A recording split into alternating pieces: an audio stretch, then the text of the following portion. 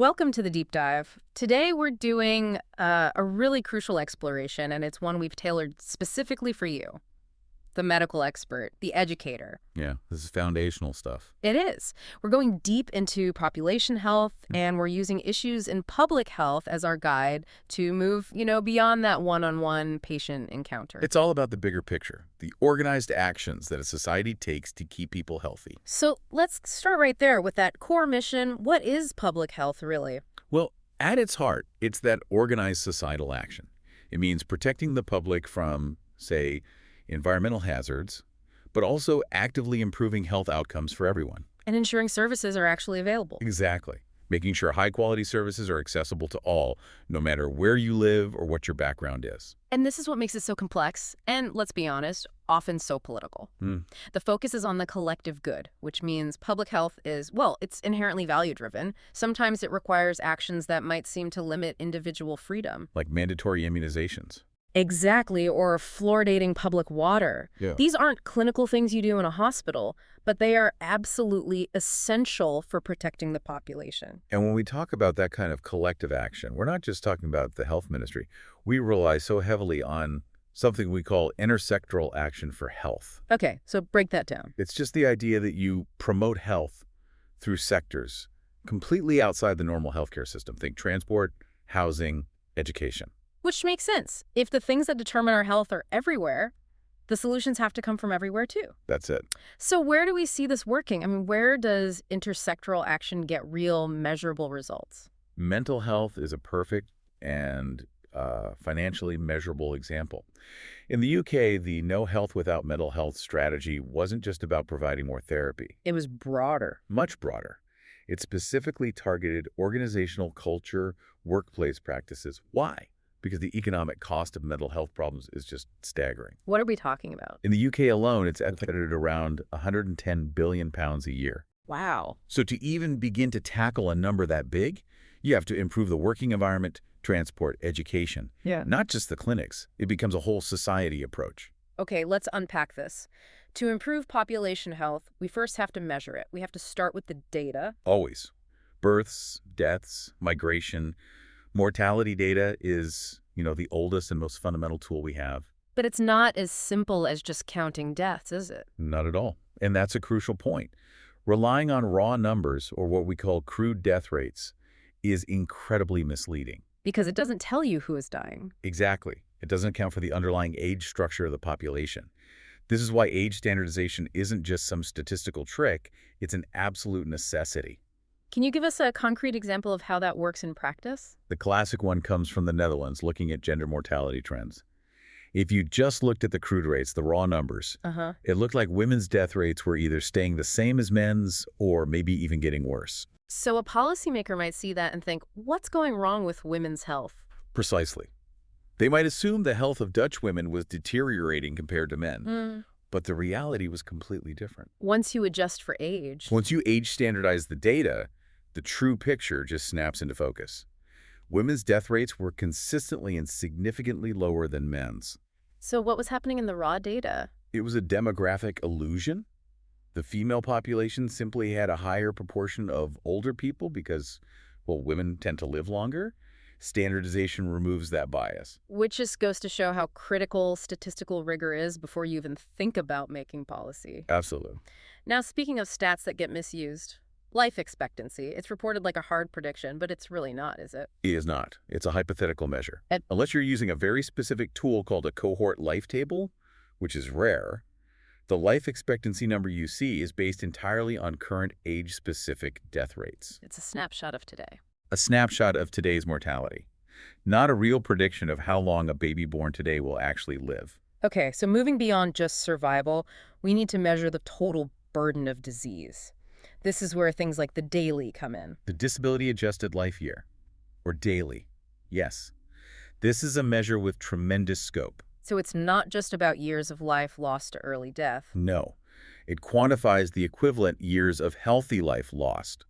So that includes both premature death and the time you spend living with a disability or in poor health.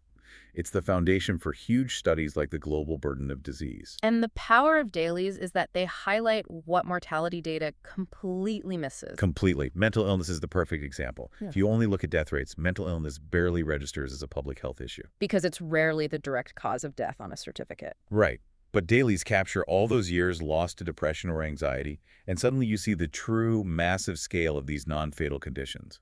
But these global burden of disease studies, when they were calculating DALYs, they had to make a pretty major ethical choice in their methodology. They did. They had to decide how to weight a year of life at different ages. And what did they decide?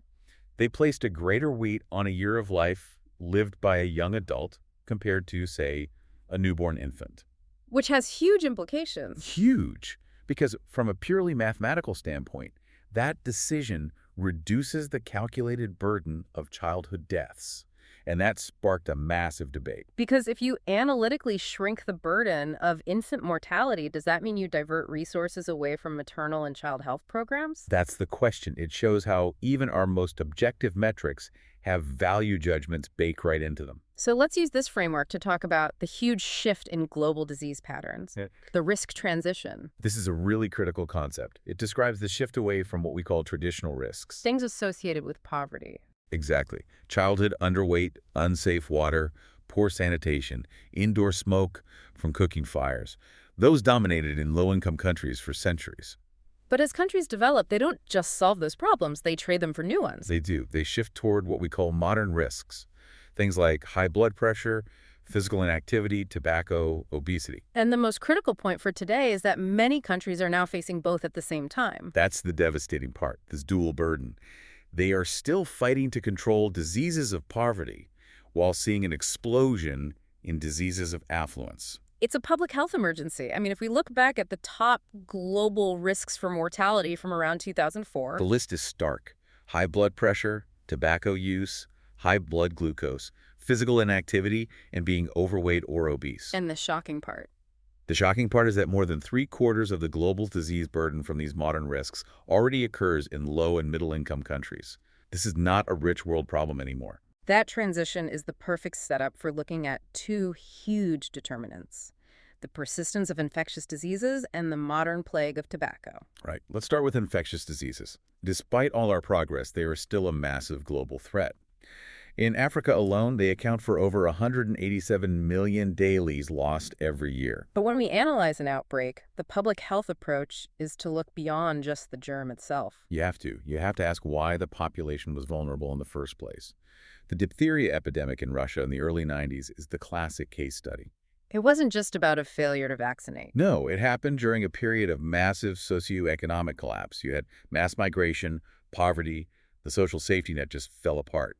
And that created the perfect conditions for the epidemic. So causality is layered. It is. An effective response requires addressing those upstream social and economic factors, not just handing out medicine. Okay, now shifting to what is arguably the single greatest preventable cause of death globally: tobacco. The scale of the harm is just hard to comprehend. Projections show that by 2020, tobacco would kill more people than any other single factor, more than HIV. And the damage is so widespread. I mean, smoking is causally linked to over 40 different diseases, cancers, cardiovascular diseases, respiratory illnesses. The list goes on. But the key thing is, we know what works to stop it. And it's not just asking people to quit. No, it's about policy.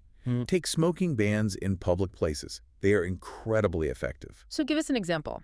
In Scotland, after they implemented their ban, researchers found a 17% drop in heart attacks. 17%? That's huge. It's huge. And that wasn't just from smokers quitting. It was the immediate effect of reducing secondhand smoke exposure for the entire population. It's a massive, immediate health dividend. And you just don't get that from, say, voluntary agreements with the industry. Our sources are clear on that. Those are consistently ineffective.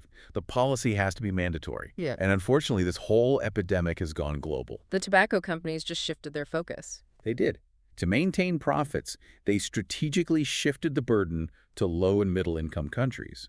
By 2010, over 80% of the world's smokers lived in those regions. Which brings us to another crisis that, well, it has a lot of parallels with tobacco: the global challenge of food and diet. Some are calling it the new tobacco, and for good reason. We're seeing what's called the nutrition transition. Binging. Populations all over the world are shifting to diets high in saturated fat, sugar, and refined foods, and very low in fiber. And this is fundamentally changing their risk for chronic disease. And this feeds right back into that dual jeopardy you mentioned. It does. You have undernutrition still a problem in some areas, right alongside skyrocketing obesity. In a country like Egypt, for example, you might see around 39% of women classified as obese, while the country is still fighting micronutrient deficiencies elsewhere. Two nutritional wars at once. Exactly. So to address obesity, we have to move past this simple idea of individual choice, this right to be unhealthy. That's the core conflict. Because the food industry, just like the tobacco industry before it, strongly resists population-level policies. They prefer to focus on marketing and voluntary agreements. So real change means things like sugar taxes or regulating advertising to kids. Things that reshape the environment, yes. Okay, let's pivot to a completely different frontier, genomics.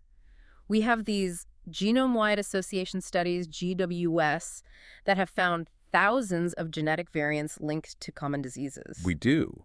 But their actual clinical utility for preventing disease on a population scale is often limited by a really powerful concept. Which is? Jeffrey Rose's prevention paradox. Okay, what does the paradox state? It states that the vast majority of common diseases, heart attacks, diabetes, actually happen in the huge group of people who have average risk factors, not in the small group of people with the rare high-risk genes. So if you spend all your resources screening for those high-risk individuals, you'll find them, but you will completely miss the bulk of the disease burden that's happening in the rest of the population. That's the paradox. A high-risk strategy feels targeted, but a population strategy that lowers risk for everyone by a little bit actually prevents more cases overall. Precisely. That said, genetics does have clear benefits in certain areas. Pharmacogenetics is a great example. Where we use genes to tailor medication. Right. Take warfarin dosing. We can use genetic information from a couple of genes to optimize the initial dose of this blood thinner. By doing that, you significantly reduce adverse reactions, especially bleeding, and that saves money and improves health. It's a direct population health benefit. Okay, finally, let's touch on the ethical conflicts. Public health measures sometimes restrict individual liberty, which puts them in tension with human rights, like the right to a private life. This is where public health law gets really tested. The Enhorn v. Sweden case is a classic here. Yeah. It involved the isolation of an individual with HIV. And what did the court say?